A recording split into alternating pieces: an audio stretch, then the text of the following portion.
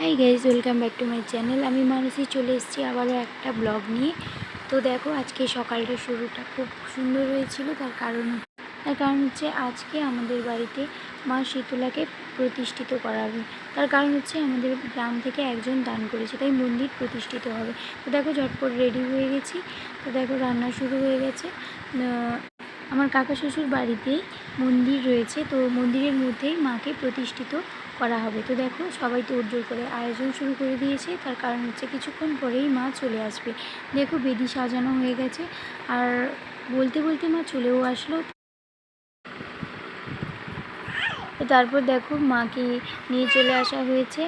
আর যে মেয়েটা মাকে নিয়ে ধরে রেখেছে, ওই মেয়েটার মানসিকের কারণেই মাকে দান করা হচ্ছে। তো তাদের বাড়ি থেকে দান করেছে, তো তারা সবাই নাচতে শুরু করেছে। তো দেখো, মাকে বরণ করে নেওয়া হচ্ছে, তারপরেই মাকে বেদিস্থলে দেওয়া হবে। তারপর কিছুক্ষণ পরেই পায়ের পুজো শুরু হয়ে গেছে, তাই ব্লগটা আমি বেশি বড় করিনি। তারপর আমাদের বাড়িতেই খাওয়া দাওয়ার একটা আয়োজন করা হয়েছিল ছোট্ট করে। তো দেখো, খাওয়া দাওয়া হয়ে যাচ্ছে।